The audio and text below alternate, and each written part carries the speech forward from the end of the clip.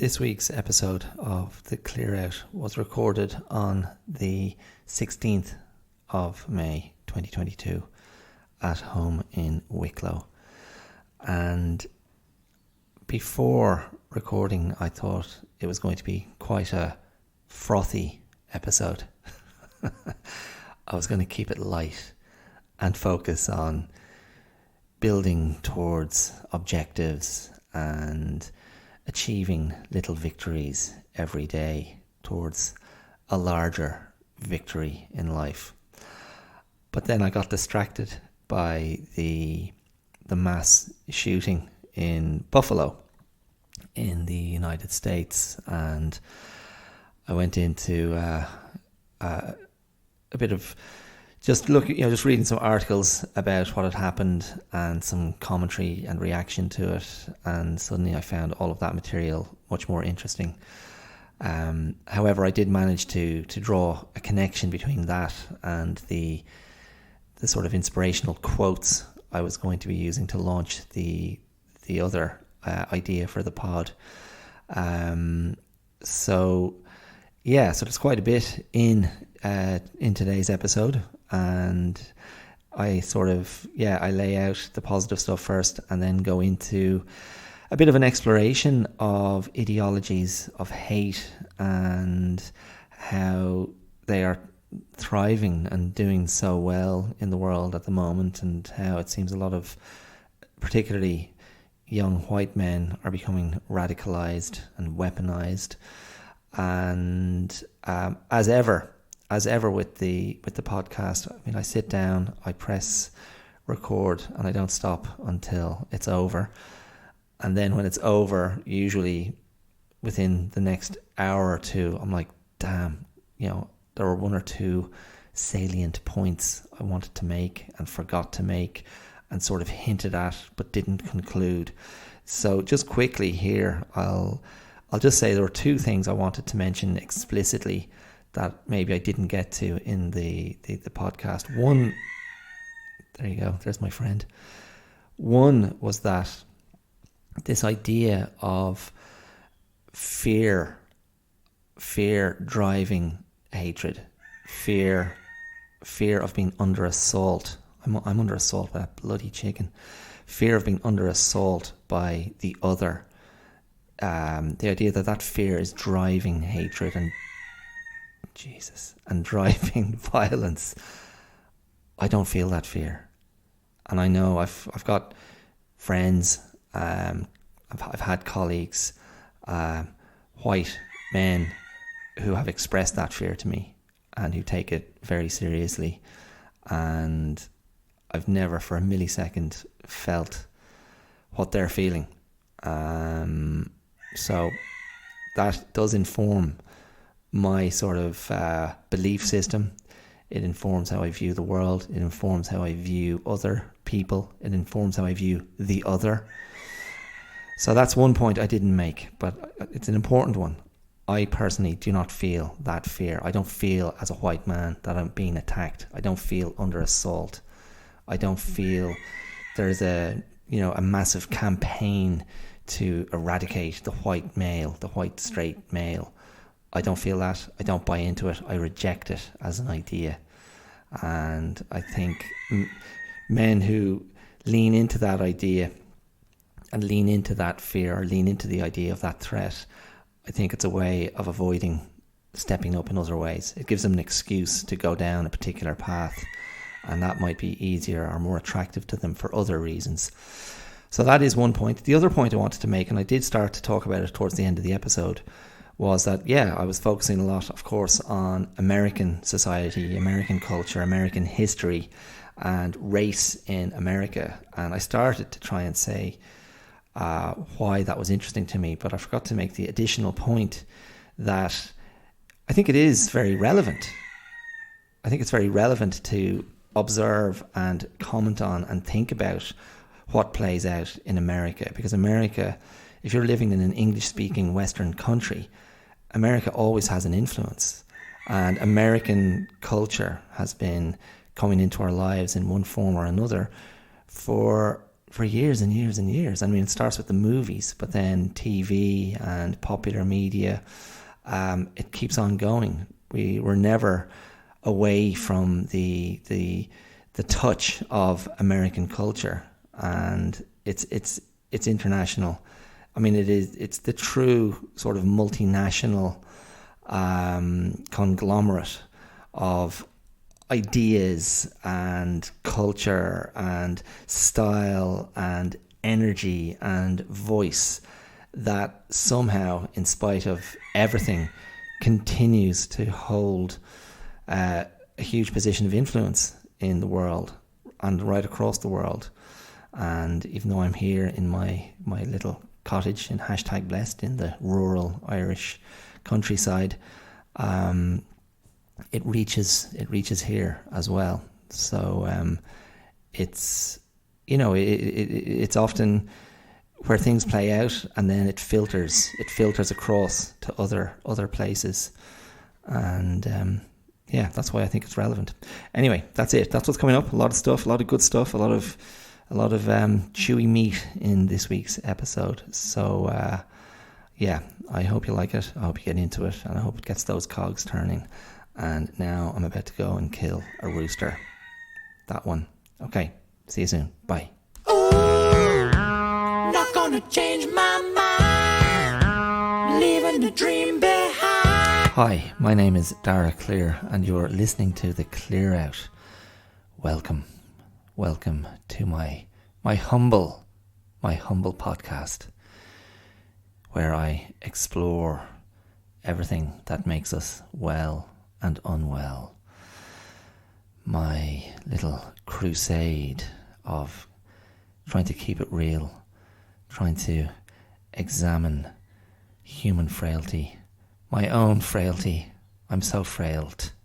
I tell you what, my sinuses are pretty frail at the moment. It is the season of hay fever and pollen eruptions in the air. So if I sound ever so slightly bunged up, that is the reason. I seem to be overtaken by little episodic sneezes throughout the day. I was teaching self-defense the other day. I had one student for self-defense, and yeah, the poor woman, I had to keep stopping to blow my nose violently. I'm like, I'm so sorry. She's like, it's fine. I said, no, it's a bit disgusting. But anyway, what can you do? Such is life. So I had a bit of feedback on last week's episode. I just thought I'd share it with you because, you know, let's put it into perspective. I've been doing this now for almost a year. Next week will be the 1 year anniversary, basically, of the podcast. You know, give or take a few days, and I've been tipping away like a good soldier, producing an episode once a week, pouring all my all my id and all my knowledge and my opinions and myself into this earnest effort, and bringing with it my decades of experience as a sometime teacher, as an actor, as a performer, as a writer, as a blogger, as a human. That's a quote from, I want to say, Runaway Train, mid-80s, John Voight, Eric Roberts, and Rebecca De Mornay, I think, in which John Voight, as this hardened criminal, laments being a Homo sapiens, because after kicking the head off Eric Roberts, Rebecca De Mornay shouts at him, "You're an animal!" And he goes, "No, worse, I'm human!" So, in any case, all these decades of being a human, and, you know, I got my degree in English and philosophy, and my years of martial arts experience, and all the rest. And the feedback, for all that, the accumulation of all that experience and knowledge and application, the bit of personal feedback I received for last week's episode was the chickens stole the show. Now, that's a deliberate bit of silence there, so you can dwell on that. Podcast was great, I really like, where you're coming from. You always make me think. Very stimulating, thought-provoking, funny. I like spending time with you. No, the chickens stole the show. Those beasts of little brain stole the show.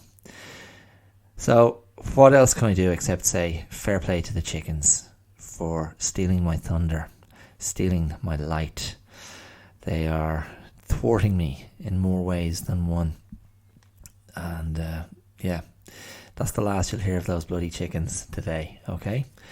So this week's episode, I came across a couple of quotes over the last few days. I thought, that's some interesting stuff there. There might be enough material to extrapolate from a quote or two. I might spend an hour talking about a component of wellness and self-improvement and putting things in perspective and still going for little victories.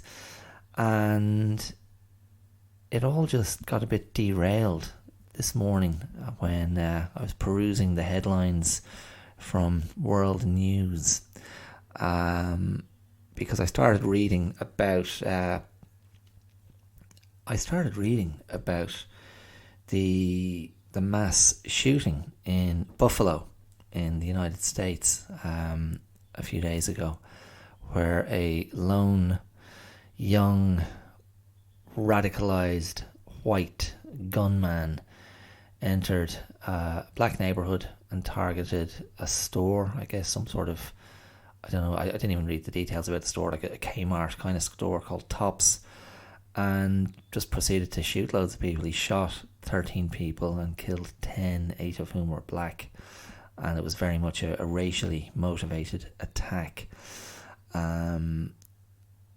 And like yet again, another really disturbing incident of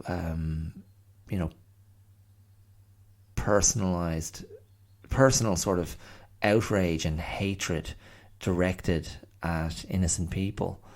And when that happens in the United States, with the accessibility to powerful weapons, the consequences are devastating.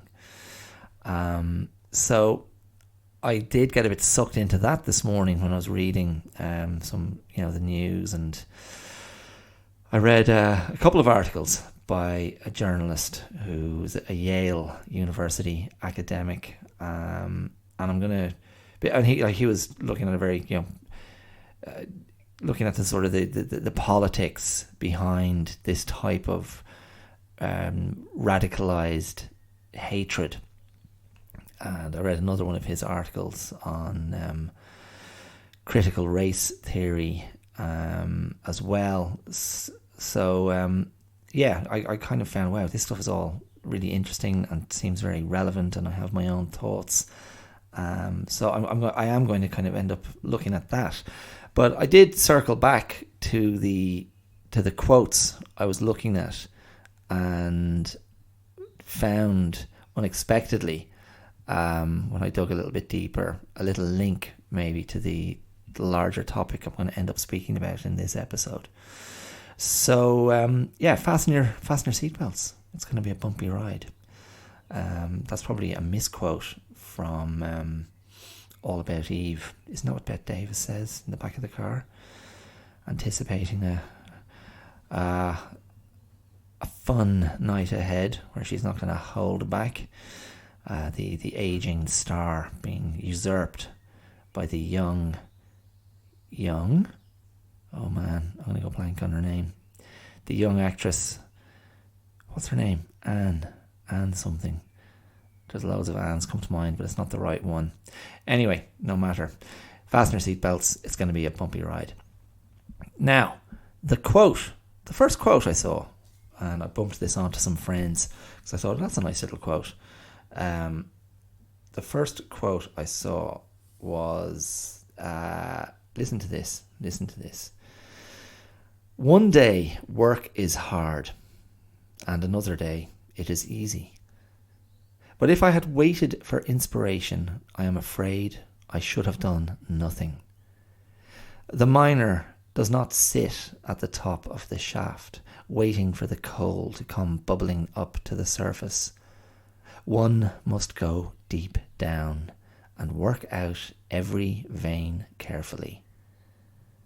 And that is a quote from Arthur Sullivan, composer. And I saw the name and I was like, who? Why should I pay this guy any attention? Why should I give his quote any credence? Arthur Sullivan, never heard of him. And then once I actually went to find out who he was, I realized, oh, it's one half of Gilbert and Sullivan. And Arthur Sullivan was born to Irish parents, so again, little tinge of Irish pride there. Well, it depends. It depends if you like that kind of thing. The kind of thing that Gilbert and Sullivan produced, their light operas, their comedic operas, such as HMS Pinafore, or The Pirates of Penzance, or The Mikado.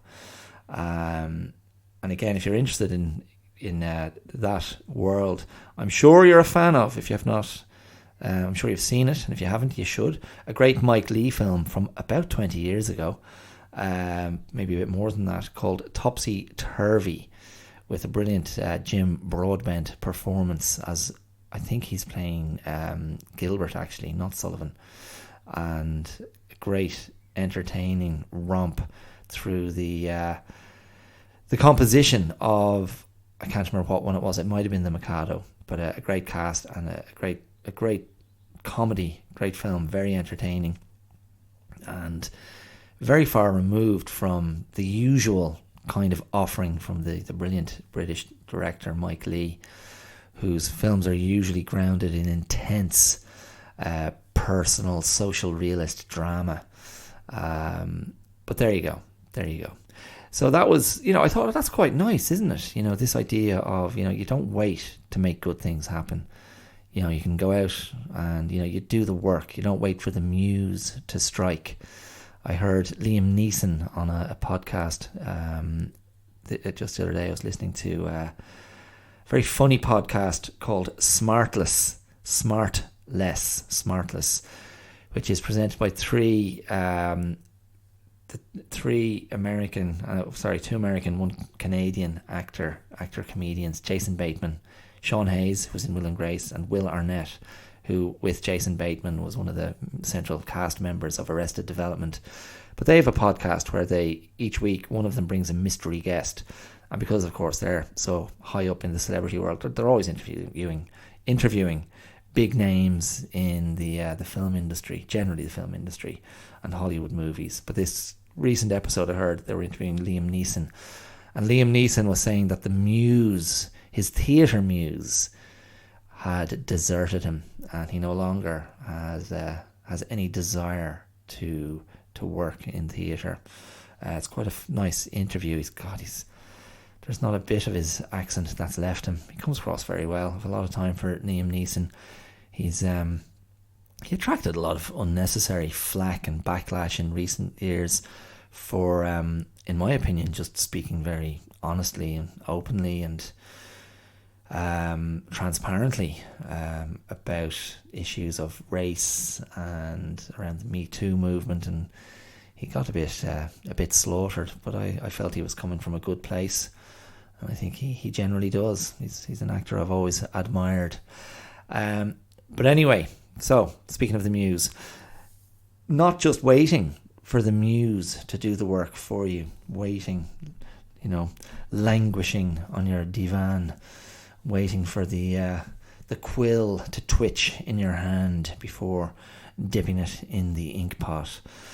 No. you gotta dig in. You gotta do some work. You gotta bring that, and that's what I would think of as, that's an area of mindfulness and an area of discipline.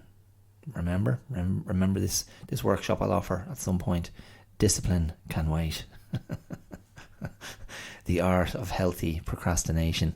But that is part of, I think it's a very fundamental part of wellness and having a sense of self-worth, which is basically aligning yourself to the things you care about and the things that you want to pursue, and not losing sight of those things, and in even the tiniest of ways keeping them present in your day-to-day life. And some days are going to be more full of those things and more full of the mission to prioritize them, and as I said, to ally yourself with them.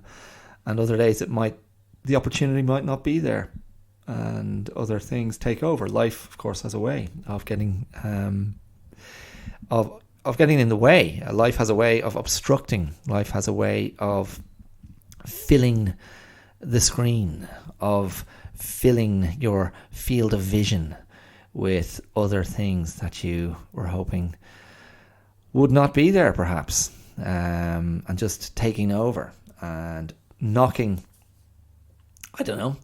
It's like you set out your table with everything precisely in place so you can begin whatever the project is, and you have everything beautifully aligned, and the feng shui, or the Danish you have to refer to a previous episode to know what I'm talking about there. The Danish is is bubbling beautifully in the atmosphere, and everything is just so. And then just this enormous slab of everything else that has nothing to do with the project slams down on your table and demolishes everything that was so perfectly curated so the process could begin. And it's like, really? Did you think you had a bit of control there, buddy? Did you think you were just going to do your own thing? Weave your little bit of magic? Not a chance, friend. Now, suck on this. So, some days are going to be like that, aren't they? Some days, some weeks, some months, maybe some years. And the challenge, and this is what I believe. I believe this really, I do believe this quite strongly. The challenge is to, and this is going to be presented in very idealistic, romantic terms, but the challenge is ultimately to keep your little flame alight. Don't let life extinguish your flame. Don't let life put out the fire. Cherish it. Keep it safe. You just need, it might only be a little glowing ember, but you can keep that guy alive. Nurse it and get it going again. Don't let it get crushed. Don't let it become ashes. Because I tell you what, you're not going to relight ashes, that's for sure. So I think that's the challenge. And whatever that represents to you, whatever that flame, that little fire, that little ember of what you truly value, of what's truly meaningful to you, you are entirely within your rights to keep that safe, to nurture it, to keep it very safely centered in your vision of possibility, in your sense of internal world building. And yes, with that, I'm going to move. And sorry, just one more thing on that quote. That deep down aspect, one must go deep down and work out every vein carefully. And it immediately reminded me of what I was talking about a couple of episodes back, this idea of listening to the deep respondent self.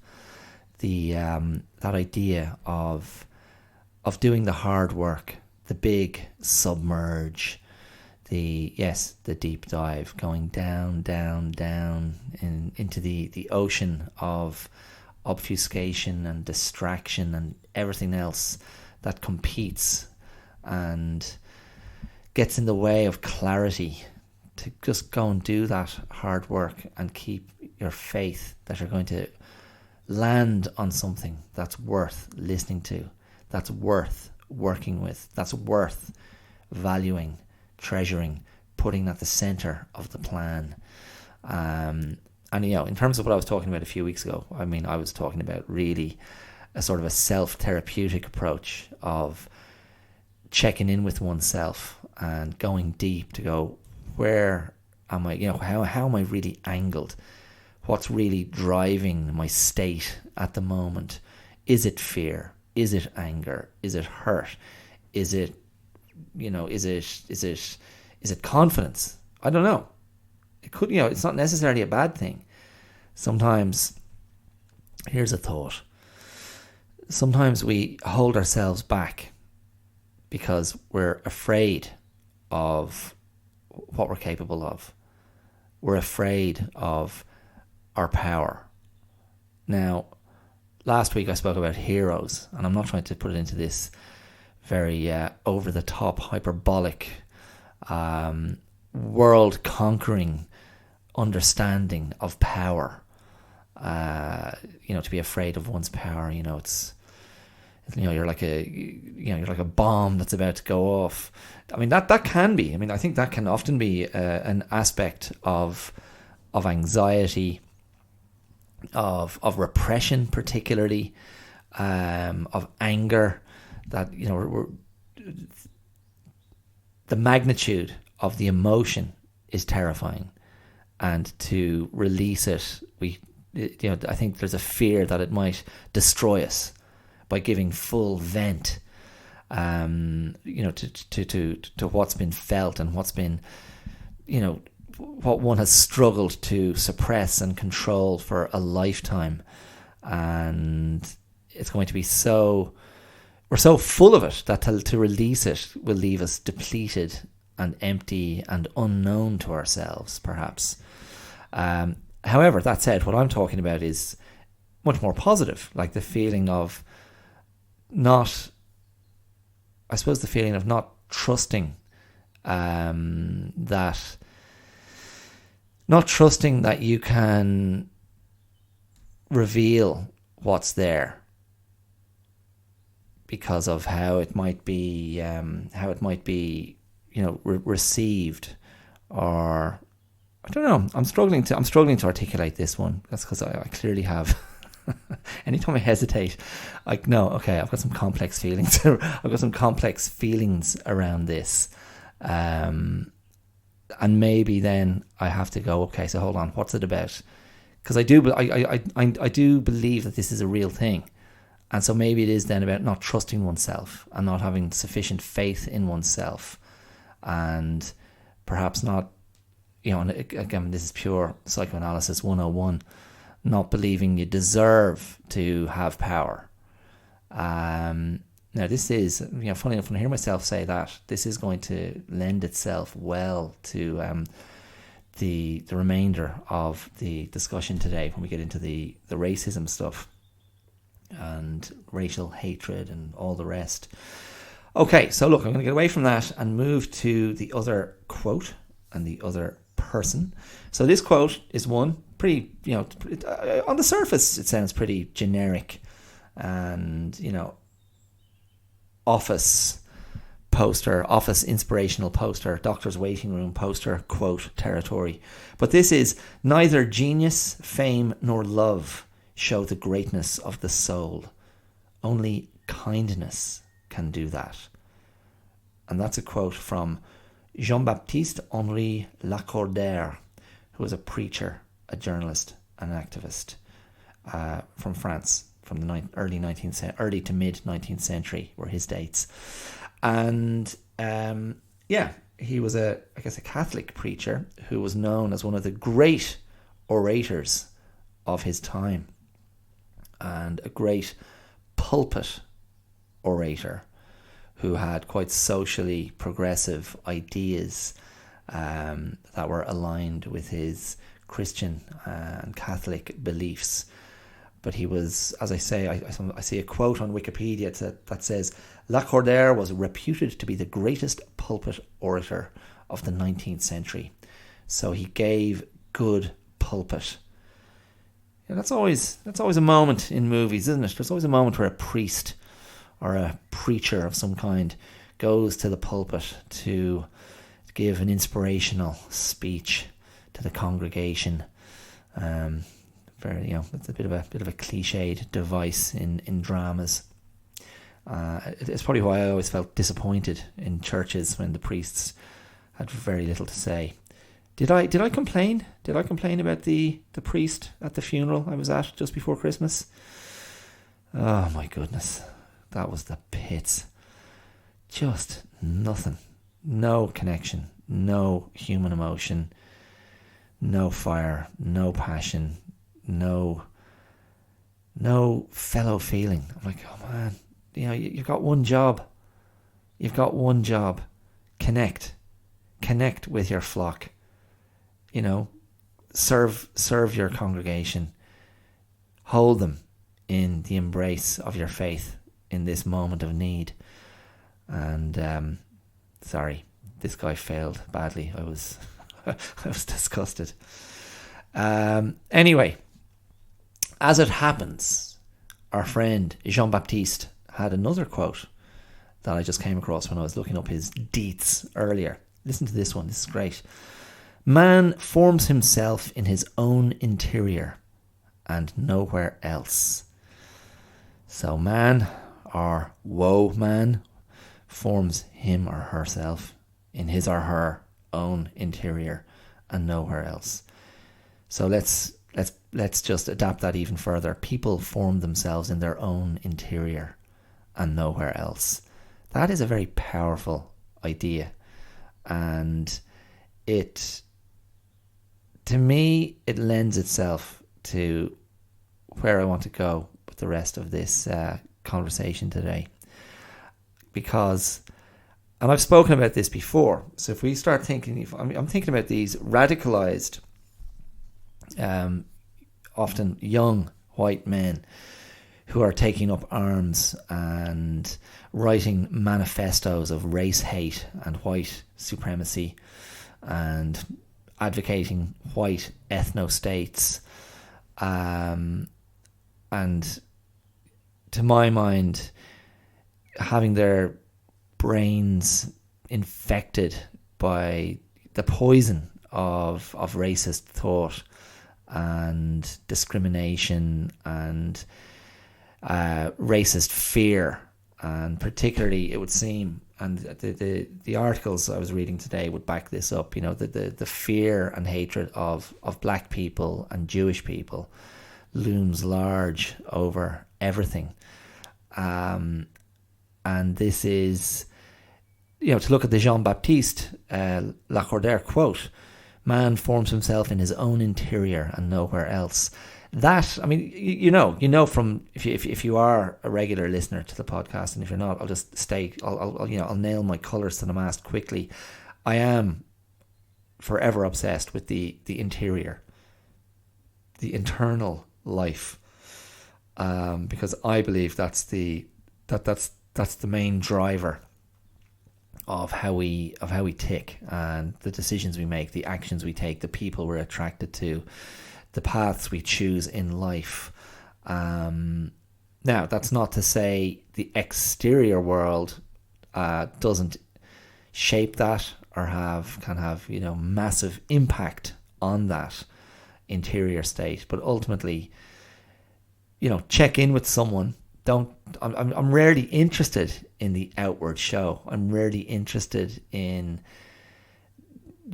job, money, status, where one's at, where one's living, what one's doing. It's not that I'm not interested in that. I mean, that's all there to be seen, and maybe to be spoken about, and there may be areas of common interest. But ultimately, it's the interior that is going to be far more revealing. So what's the internal barometer? What's the internal driver? And I've put forward this theory in an episode towards the end of last year, which was a response to another mass killing well, if not a mass killing, certainly an act of extremism where someone drove into a crowd of people in, oh man, I'm going to forget the place name, but it was Kenosha, I think, wasn't it, in Milwaukee, at a parade. And I did a podcast episode called Acting Out in the Extreme, or when private pain becomes public rage. Is that what I said? I'll include a link to that episode in the description of this one, and I'll also throw up some links to the articles that I was reading this morning. But that's fundamentally my theory, is that, you know, these guys who end up acting out and taking lives and killing people, and these young guys who become so radicalised, that it's all coming from a place of profound personal pain, or profound personal alienation, or deep anxiety, fear, a sense perhaps of rejection, and of course there seems to be a wellspring of anger in the mix as well.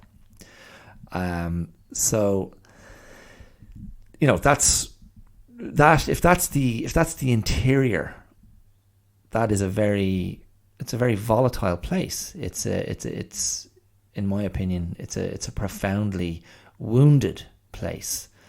And when I talk or think in those terms, it does make me think about another one of my theories about male anger, which is the idea that really what you're talking about is, you know, is damaged men or damaged masculinity, and men for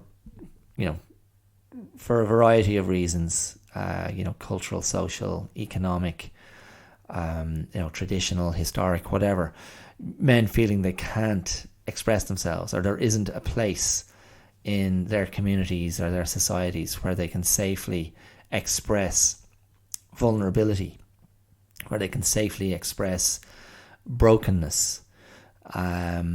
And again, none of this, none of this becomes a way to absolve individual people and individual men of their acts of violence. It's not to say, but look, you know, he had a tough childhood, or he always felt very alone in the world. I mean, that stuff isn't irrelevant, but I'm not trying to. I'm never trying to kind of go, therefore that's okay that those people got killed, or that woman got, you know, battered, or whatever, or that other man. Because again, what seems to get thrown away sometimes in the mix when we talk about male anger is male on male violence. But yeah, ultimately you're talking about, in my opinion, you're talking about very damaged interiors, which, as I already conceded, could be the result of very tough, confronting external experiences. And that could be any number of things. That could be abuse in the home, that could be terrible or destructive male modelling within the home place, within the family, within the community. That could be social and economic deprivation, a lack of opportunity and access in terms of education and work. That, you know, feelings of being disenfranchised, not having a say in society, not having a sort of a a civic ownership or a sense of civic participation. So many different elements can contribute to an individual's sense of isolation and alienation. But that's a very sort of humanistic position to take, and that's probably where I would sit with most things. After the initial digestion of an incident of violence or assault or social deviance, for want of another phrase, I tend to focus on the individual and go, well, where did this person come from? What set them up to do this thing? In what way were they not caught earlier? And I don't necessarily mean, of course you can think of caught as in catching a criminal, catching the criminal deviant mind on its journey to a terrible crime or a terrible tragedy, to the committing of a terrible crime, to in these cases I'm thinking of, the committing of terrible acts of racial hatred. But to think of more compassionate terms, also the sense of to catch someone who's falling before they hit the ground. That sense of caught, one that slipped through the safety net, and that's how I would think about it generally. Is that's really the ultimate objective is to eliminate as much as possible the potential reasons for radicalisation, and that probably is where we get into the meat of these articles that I was looking at today. And so fundamentally the first article I read, and again both articles were by this Yale academic who has published some pieces in the Guardian, so you can find them on the Guardian app or website. Again, I'll throw in a couple of links so you can have a read yourself. And let me just put in this disclaimer quickly. If I share an article, I'm not saying that this is Bible or gospel. It's not like a hallowed text. I'm saying it's thought-provoking. It may reflect some of my own political views. But mostly, if I'm sharing an article, it's an article that I have found informative and thought-provoking, interesting, and has increased my understanding of a subject which I didn't know more about previously.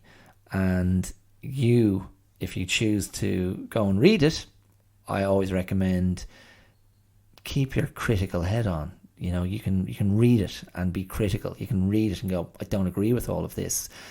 Because that's generally how I read things. I don't go, cool, tell me what to think.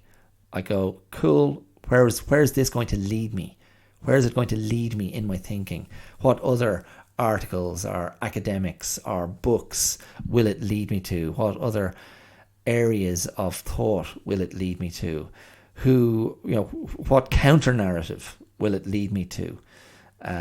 So I'm just throwing that disclaimer in so you can come up with your own opinion. But I found these articles informative and interesting, as I say. So the writer in question, the academic, his name is Jason Stanley, and he wrote, there's a piece there from today or yesterday on The Guardian, and he talks about white replacement theory being an underpinning theory that a lot of these radicalised young men have at the core of their political manifestos, which they've written and made public to coincide or to support their, I suppose, what they think is as a political act, and an act of political conviction before they go out and start killing innocent people. And I suppose for them, they'd put innocent in inverted commas. I don't. And I mean, this is what I was thinking about today. I mean, this latest incident in Buffalo, the killer had some sort of racist epithet inscribed on his gun, on the barrel of his gun, and it was totally racially motivated. But in any case, if you haven't heard of white replacement theory, and I don't think I had particularly, the fundamental idea seems to be, and again, this lends itself to is an aspect of the proliferation of conspiracy theory dialogue and rhetoric and thinking and, in my opinion, conspiracy theory madness that has become so prevalent over the last 10 to 15 years, it would seem. And as you see, I would, on the conspiracy theory prevalence, I would argue that there's a direct relationship between growing anger in society and growing anger in Western society and a growing wealth gap, and a growing sense of the collapse of Western democratic stability, and that fear and anxiety and anger at the world, that particular world, no longer being safe, no longer being stable, has opened up a doorway to present the destabilization of that world as being, a world under threat. And I think a lot of bad faith politicians have exploited it ruthlessly, selfishly, cynically, disingenuously, for their own political gain. And people like, yes, Donald Trump rode all the way to the White House on the back of this, the feeling of anger and the imagined threat. And a lot of people have fueled those fires and fueled that paranoia and fueled that hatred. And part of that fuel has been white replacement theory, which, according to the article I read today, can go all the way back to Second World War. So this lends itself to another recent episode of the podcast when I was talking about conscience and conscience in the face of persecution and hateful ideology, and I referenced World War II and Nazism, and white replacement theory goes all the way back there.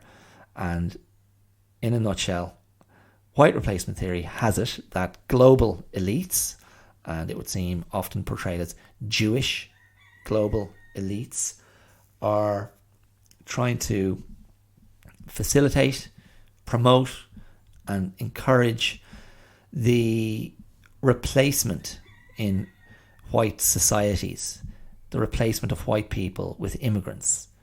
And this is a really insidious term. Highly fertile immigrants of colour.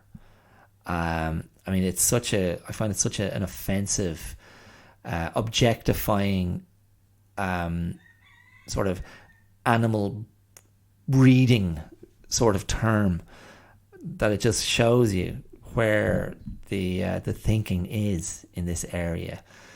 But that's fundamentally the idea, that mass immigration as orchestrated by global Jewish elites is going to lead to the removal of power from white society and white power holders. And it's a theory that has been, as I say, it's been put at the heart of these mass shootings that have taken place over the last 10, 15 years longer. The Christchurch mosque shooting was one of them. The guy in oh man, I'm going to forget what country it was. One of the Scandinavian countries. Was it Sweden? Anders Breivik. He had it at the heart of his ideology as well. So it's, I don't know. It's like, when I think of it, I put it in. And I'm probably going to just show my Marxist leanings, because fundamentally, I think social unrest and social disenfranchisement and the sort of social breakdown and all of this stuff that relates, like we can draw a line back to the conspiracy theories, you can draw a line back to radicalised young men, and this could probably be applied to radicalised young men everywhere, not just in the West. But I just think of it in economic terms and think everything is about insufficient opportunity, insufficient resources, and insufficient distribution of wealth. And the feeling then, the baseline feeling that fuels the anger is a feeling of there isn't enough. There isn't enough for me. There isn't enough for me and for mine, and it's somebody else's fault. That's pretty clear, isn't it? And I'm not saying that is that's the blanket term. Like, you could say, well, hold on, there's a lot of people who feel that they've been actually systemically, I should say, disenfranchised, and systems and institutions have worked against them generationally. And then those people, when they say that, I don't have enough, and it's somebody else's fault. Me and mine don't have enough, and it's somebody else's fault. I believe that those people, when they say that, and the systems have been stacked against them for years and years and generations, I go, yeah, sure, I believe you, I agree. But when you have young white guys saying the same thing, that I don't have enough, and my world isn't providing what I need, and society is being ruined, they're not thinking in economic terms. They're being convinced to think in terms of race and direct their anger at people of colour, or people of, in the case of the mosque killings, of course, there's an aspect of people of colour there, but it's got the Islamophobic element to it as well. So it's, I find that aspect of it really, really disturbing, and I think you can find people like that everywhere, probably. And I feel lucky that I'm living in Ireland, where, you can be angry, you can meet an angry person, maybe you can come across someone who's having a complete meltdown and who's full of rage and is despairing at lots of different things, and maybe there are xenophobic or racist undertones or overtones to their rage. But I think, well, all of that's, I don't care for those positions, but at least this person can't get access to loads of guns and, walk into the local Centra or the local Tesco or Aldi or a Lidl and start shooting everyone. They that's a pretty simplistic argument for gun control, but I think that's I don't think it's irrelevant. It's in the mix, but I read by the same author, he put up another article there and was basically talking about how fascism gets legitimized in politics, and it's often on the back of the presentation of perceived threats to a way of life, threats to family, threats to faith, threats to the economy, threats to social cohesion, And the article sort of lays out how Hitler very successfully, demonized the Jews in the lead up to the Second World War and in the lead up to the rise of the Nazi Party. And the article also lays out how the legitimization of vigilantism, the legitimization of basically giving a green light to civilians to become an unofficial security arm or police arm or an enforcement arm of the ideology.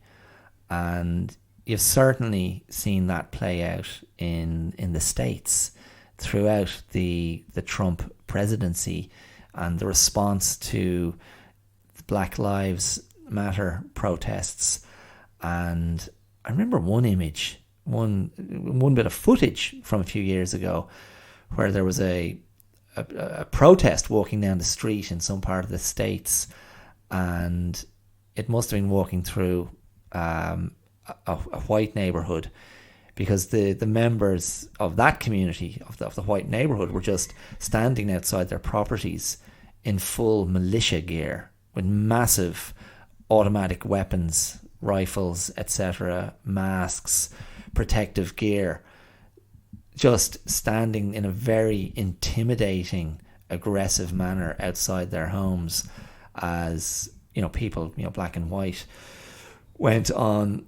In that case, it looked like a peaceful protest down the street. But, of course, Trump did legitimize some of these groups. And that wasn't an organized group, but there were groups, Proud Boys and Minutemen and others.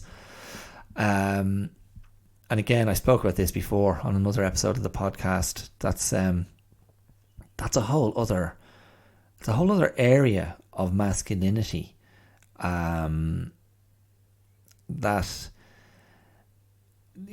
doesn't appeal to me, but clearly appeals to a lot of men. The idea of playing soldiers, and maybe some of those guys in question were ex-military, because that can be a component. But the that desire to dress up in full military gear and have the weapons and have all the extra equipment, as much as on the surface it represents something really sinister, in my opinion, it represents something very sinister. So on the surface, as much as that's the case, and as much as it's a clear statement of white power, I don't think there's anything ambiguous about that. There's always a part of my brain that goes, yeah, but isn't this just little boys playing with guns? Isn't that also part of it? Like, check me out, look how cool I am with my cool gear and my cool boots and my cool combats.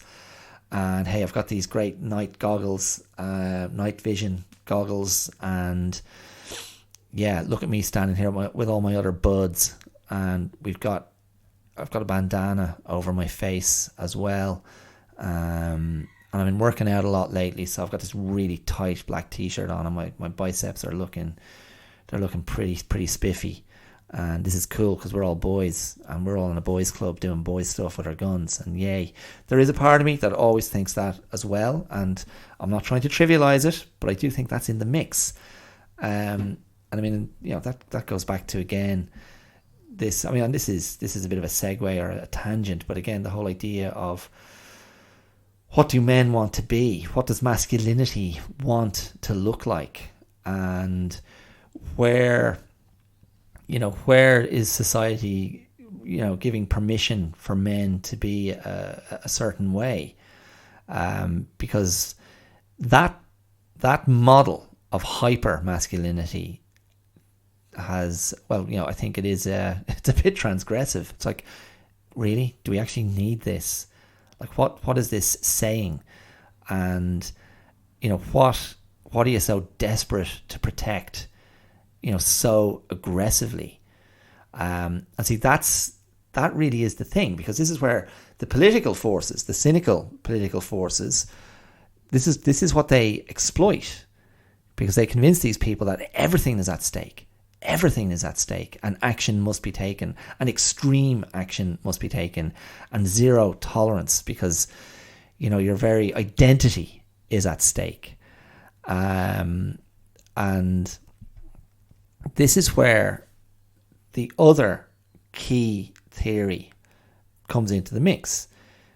So I'm going to add the article. It's not a great article, but it gives you the broad brushstrokes, so it's useful enough. It's an article, it's not from Time magazine, that's another one. But it's an article about critical race theory. And critical race theory is basically a theory that's been going around in American academia and in black activist circles for about 40 years, is what I read. It feels like it should have been longer than that. But fundamentally, the argument about race in critical race theory is that race is a construct. Race is a social construct, and racism, and this is largely a theory that came out in the United States from kind of black academics and black activists, and it's the idea that race is a social construct that was designed to keep black people specifically, and then probably subsequently other people of colour, to keep them ghettoised, to keep them in a lower stratum of society, as a means of controlling them, as a means of retaining control of wealth and power and resources. And then the incorporated idea in that systemic racism is that people of colour's failure to achieve in society is their own personal failure, because they are people of colour, because of their racial inferiority, because the argument would be from the other side of the fence that, no, there is no systemic racism. This society is a pure meritocracy, and there's equal opportunity for everyone, and it's because you're black and lack motivation. It's because you're black and you're not quite as smart. It's because you're black and you have a predisposition to criminal and deviant behaviour. That's why you haven't achieved. That's why you haven't risen to the top like the rest of us. Because, and the rest of us is, i.e., white people, because, we're superior. And critical race theory actively, aggressively, clear-headedly, and sort of empirically tries to debunk that idea and go, no, this is all BS. This, racism is systemic. Racism is premeditated. It's inbuilt in the institutions that claim to uphold a meritocracy, but actually they're designed to keep us down and keep everyone else down. And the article that talks about fascism being sort of sneaked into a legitimate political position, it talks about just slowly working away at the legislative rights of people, of the people that they're trying to keep down. So playing with women's rights. So very recently in the United States, the Supreme Court has begun to try and overturn the Roe versus Wade finding, which I think that case goes back to the 70s.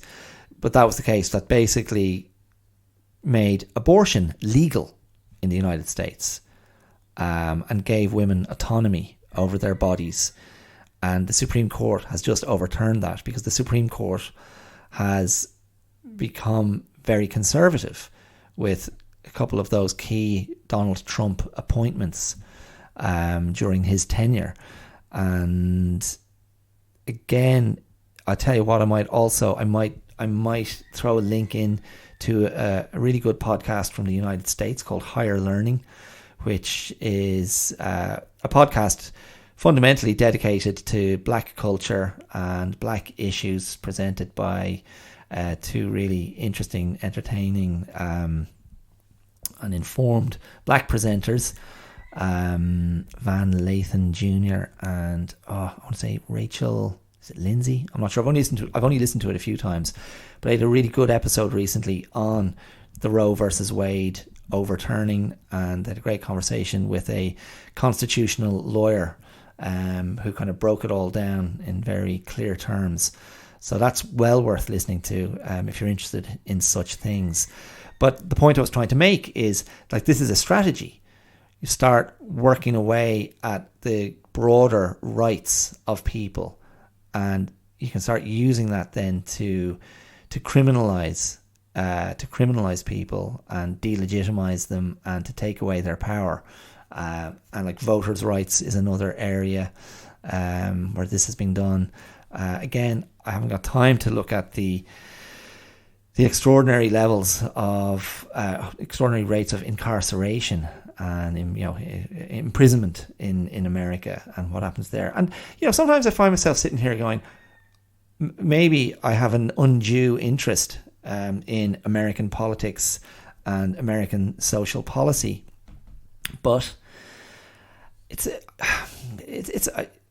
don't think it's imbalanced.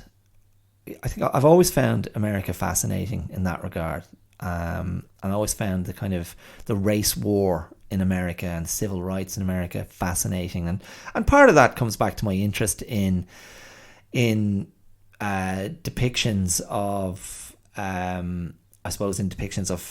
of righteousness and personal heroism and civil heroism, and being interested, really interested in that part of modern American history, and the those big figures of the 60s, Martin Luther King and Malcolm X and the Kennedys, and looking at the emergence of the Black Panthers, and depictions of racism in movies, you see, always struck me very powerfully as a kid, and the sense of injustice really spoke to me, and perhaps that's something many Irish people related to in terms of our own history of oppression and sort of racial vilification by the English, and it's something that certainly incensed me as a student, a young student of history in school,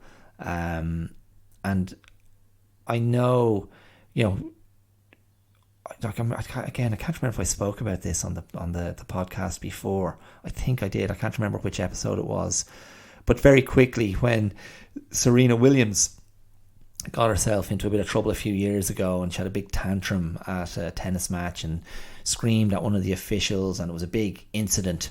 I think the tournament was playing out in the States, but in an Australian, I was in Melbourne. I was living in Melbourne still at the time, and in one of the Australian papers, the in-house cartoonist for the newspaper depicted Serena Williams in now, how do I describe it?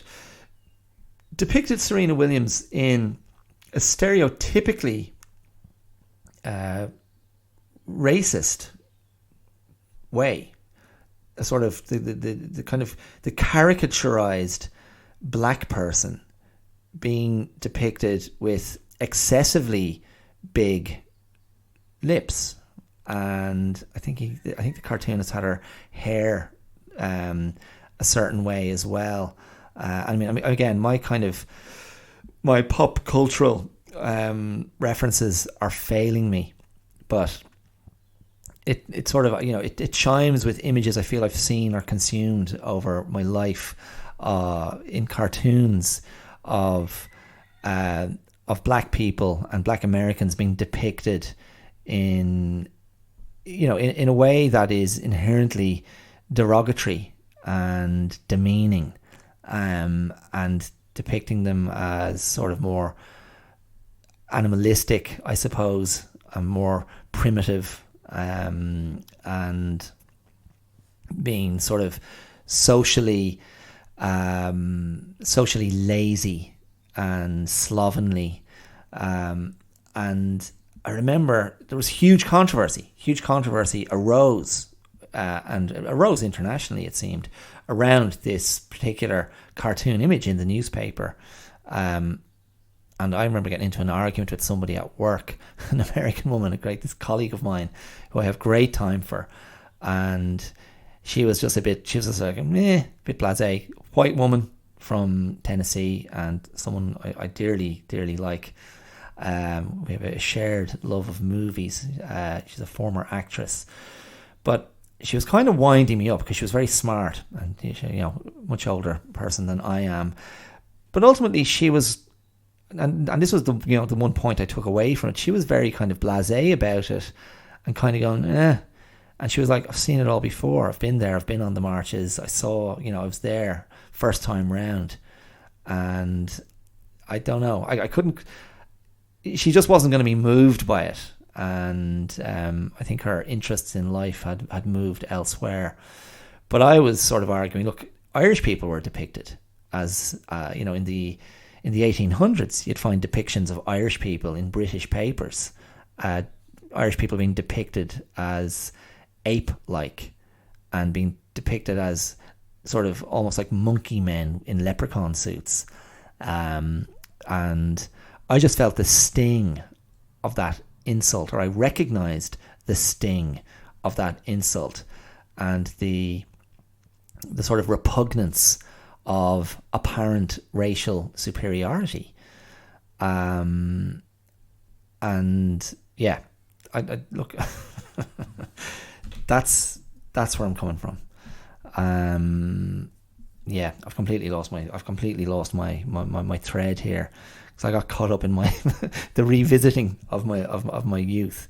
But the look, the larger point I was trying to make, going back to critical race theory, was the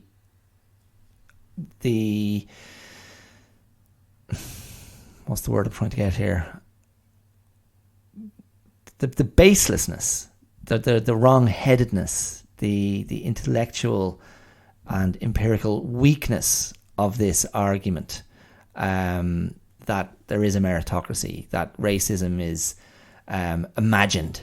I don't believe that. I think, it's out there. And I know, I saw, I think the mayor of Buffalo saying, racism and hate, there's no place for racism and hate in America. And, I know what that person is trying to say, but I don't know. I think, sadly, racism and hate is everywhere. I mean, it's like saying there's no place for sex in America. Do you know what I mean? It's like, these are facts of the human experience. They're facts of, and I'm not equating sex with racism and hate, but I'm saying racism and hate are as central to the human experience as sex is. And I don't know if that's the right, this idea that, racism and hatred can be obliterated is probably a bit naive. But I think what we can do, and maybe this goes back to the Arthur Sullivan quote, is, we can be active in trying to pursue something better. We can be active in doing a deeper dive, in trying to mine the vein of what? Of social consciousness, of a desire for a more just society. I mean, social justice has become a dirty phrase. Like, if you're a social justice warrior, you are absolutely, denigrated and despised by a lot of these radicalised individuals. And part of their sort of the weaponry of their rhetoric is just to sort of dump all over anyone who cares about a more fair, just society, and to accuse you of being a snowflake, to to accuse you of lacking any sort of, resilience in the face of social turbulence or social injustice. But again, I just think it's completely disingenuous. It's a form of of the most aggressive trolling. And I hope you know what I mean when I'm talking about trolling. These are people who, again, a lot of this kind of race war, a lot of it is played out on the internet, and there are platforms that accommodate a lot of this very flawed thinking and this very destructive ideology. But yeah, a lot of this stuff plays out across the internet, and it becomes a war of words, and it can be very cynical and very disingenuous, very manipulative. And in the case of trolls, what they love most is to provoke in the most kind of blatant ways, and to just stick the knife in and get a reaction. It's all going on. It's all out there. Another source of information, and I'll put my hand up straight away and say I haven't read her books, but there's an Irish academic, Irish-Nigerian, Emma Dabbery, and she has 2 books. I think the first one's called Don't Touch My Hair. I mean, I'm getting a flash of that sort of fetishization of black hair, which, I mean, and that fetishization of black people and the black body, the black physique, was brilliantly and terrifyingly explored in the film Get Out, which is, it must be about 5 years old now, is it? Get Out, which has this brilliant central performance by Daniel Kaluuya, the English actor who has done so well in American movies. He's a great actor, a compelling sort of presence on screen. But Get Out is, as I say, it's horrifying, but it really hones in on the white people's fetishization of blackness. And I'm guessing, having not read the book, but Emma Dabbery's Don't Touch My Hair speaks to that. And also a book she brought out last year, which I heard her speak about at length on the Blind Boy podcast. I'll see if I can throw in a link for that. She wrote a book called What White People Can Do Next, which is like very deliberately provocative. And I think the subtitle is The Journey from Allyship to Coalition. But from listening to her speak on Blind Boy, my memory is that she is a very clear proponent of critical race theory and spoke really intelligently and passionately and eloquently about race.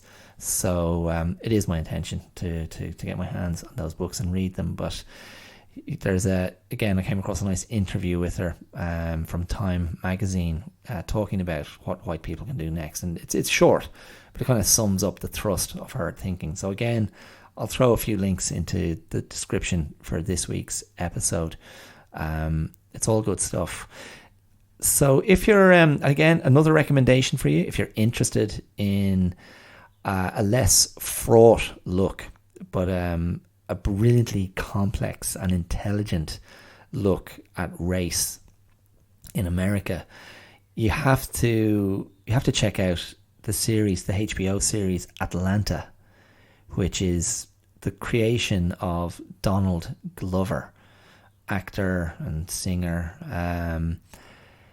If you don't know Donald Glover, he played Lando Calrissian in the Han Solo movie from a couple of years ago.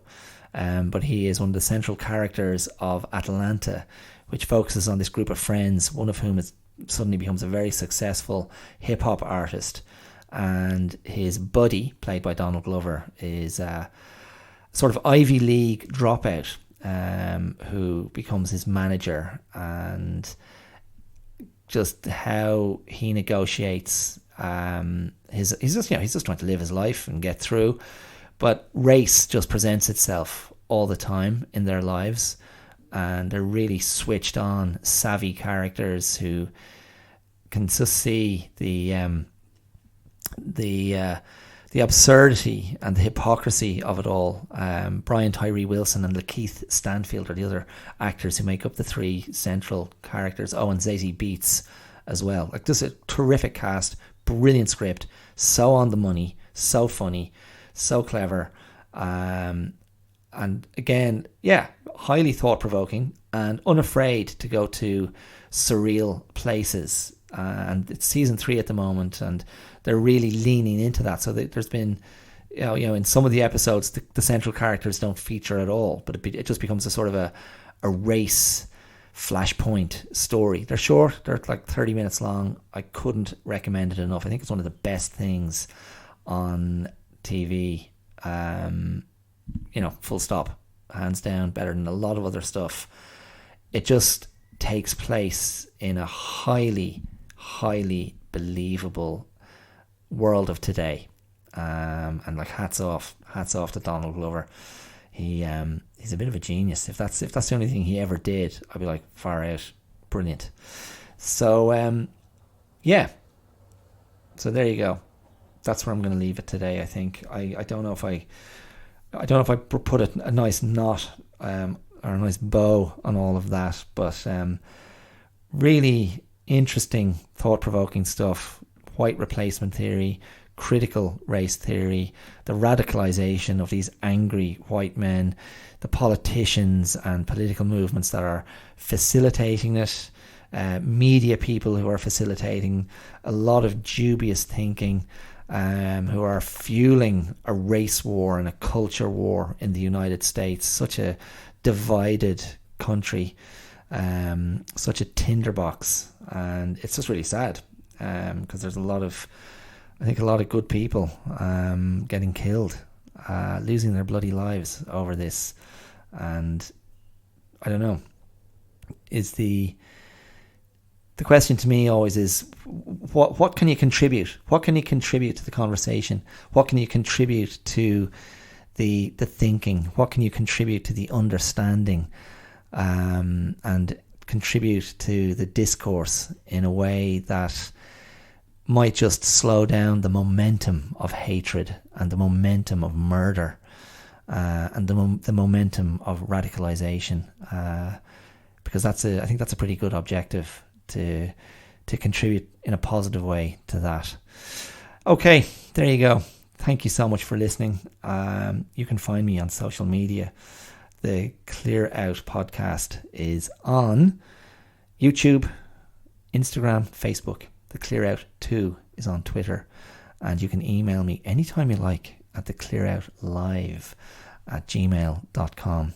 There will be a supporter link wherever you're listening to this podcast if you want to make a one-time contribution to the show, or if you want to become a regular contributor, supporter of this effort, you can do so using the Patreon link. That's patreon.com/theclearout.